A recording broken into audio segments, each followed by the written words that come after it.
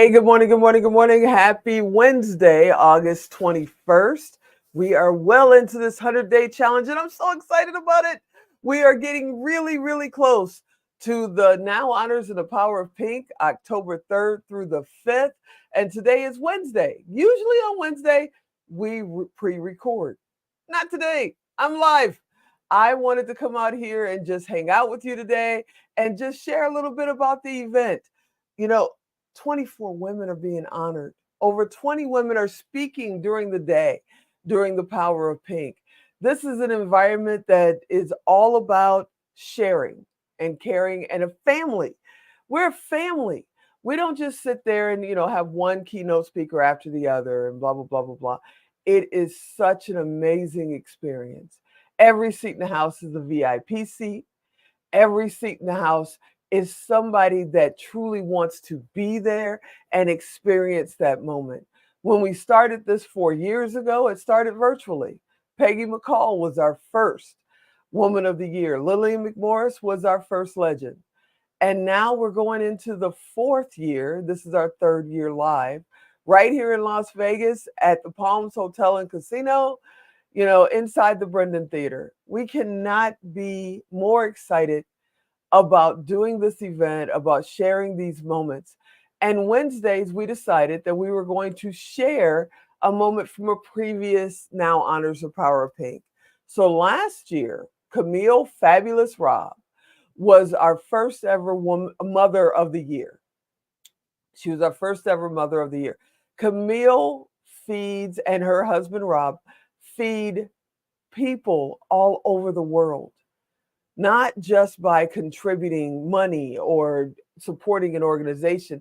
They physically go to countries all over the world, Africa, all over, and feed people. And then they come home and feed people in their own state, right there near Orlando, Florida. They feed people almost every week. They're absolutely amazing. Well, it's important to Camille, to Fabulous, as we like to call her, to feed people because she remembers what it was like to be hungry. She remembers what it was like to take care of her brothers. And Moira Lavelle last year interviewed her during the Power of Pink, and Camille shared a moment when she had to feed her brothers. This is that moment. To a different city where was there no food to eat. And as a young girl, you had to figure that out, how you're going to feed your two little brothers. When boys get together, they play, they have fun, but when hunger pain hit, they start screaming. And your job is to feed the need.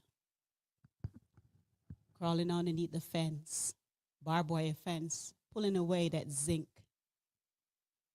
and praying that the master of the house next door don't see you. There's two dogs looking at you. And because you're a friend with the dogs, they step aside. You fill that little red bowl, wrap it up, put it back into your underwear. You slide back underneath that barbed wire fence. You close that zinc, and you come back and you feed the need. Now, open your eyes. You see this beautiful girl that's sitting in front of you. That would be me. I have fed thousands of people. And the reason why I do, because I felt that pain. Raise your hand and let me see if anyone in this room today know what it's like to be hungry. You know you ain't never been hungry. Come on, put that hand down. I'm not talking about a diet now. Not the diet kind. I'm talking about the kind that when you swallow, you feel that sharp pain in your stomach. Have you ever took a piece of cotton, dip it in sugar, and suck on it, and tell your brain food's coming down? So you don't know. I've been there. And no child should be hungry. So that's a little bit about me. So my sisters and brothers, if you see this, this is mine. I can't feed everyone, but everyone can feed someone. And it starts with you. Yeah, that's Camille, Fabulous Robb, and she means it. She is on a mission to make sure no child goes to bed hungry. And if you want to support Camille, Fabulous Robb, go to tigodirect.com and send her a message. It costs you nothing, it costs her nothing, but all the support is always welcome. Her and her husband have the biggest hearts on the planet, and they truly mean that no family, no child should go hungry. She's actually been on my show and told a story where someone called and said they had a hungry family. They were on their way out of town to feed many in a different country. They emptied their pantry so that that family could have food while they were gone. Yeah, this is the kind of big hearts, big love, and big support for the power of pink and the Now Honors. So, if you don't have your ticket, yeah, this is normal. We cry about 3 or 4 times a day on this 3-day event because you never know what message is going to be out there. The power is absolutely amazing. People are always thinking, oh, well, she could have never been hungry. She's fabulous. She was. Oh, she could never be broke. Lots were. Oh, they could have never lived in their car. I did it twice. Yeah, the journey is real. But when you get focused and you have the right people around you, there's no stopping you. As my aunt used to tell me back in the day, I used to be this kid that, I grew up in Illinois and she lived out in Joliet. And I would go out and get grasshoppers, put grass in the bottom, get her good canning jars. Warning, kids, don't go get your mom's good canning jars. Not a great idea. But get her good canning jars, drop the grass in the bottom, and get a couple of grasshoppers and put them in the jar. Poke holes in the lid. This is why you don't use the good canning jars, because you can't use the lids again.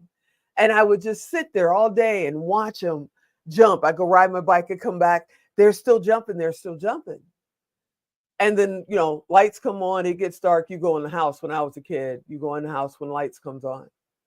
So I go in the house. I sit the jar on the little stoop in the backyard. I come back out. I'm like, ooh, the grasshoppers, my buddies.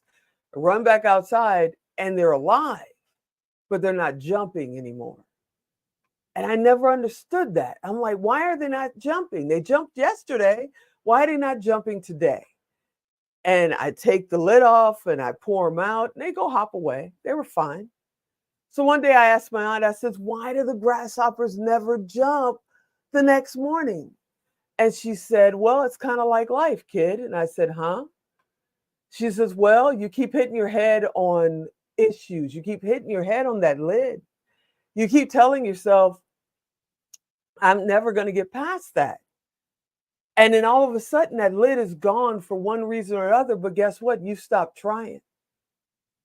You're not under that lid anymore, but you don't grow anymore. You don't try because in your mind, that lid is still there. And she says, no matter what you do, no matter how you grow, whatever you become, remember, there's no lid over you. So every time I want to do crazy stuff like 100-day challenge or amazing things like the power of pink and the Now Honors, and people tell me, you can't do that. What, are you kidding me? No. Who wants to be on air 100 straight days? That's impossible. How are you going to get people to be here? You ask them. Because guess what? There's no lid over me. And there's no lid over you.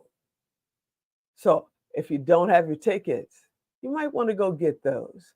Because if you still think there's a lid over you, there's going to be amazing people in that room that's going to show you the light. There's no lid over you. As a matter of fact, Dr. Shelley just popped up. Sherry Armstrong just popped up. These are amazing women. And guess what? No red rope, no separated section. You want to go and talk to Dr. Shelley about the amazing work she's doing around the globe. She just came back from Africa with who? fabulous Camille and her husband, Robb. Yeah, there's no lid over you, and there's no lid over me either. I hope you enjoyed this episode. You know I want you to come back next time, and I want to see you in the seats. Nowhonors.com. I'm Tigo. I'll talk to you tomorrow.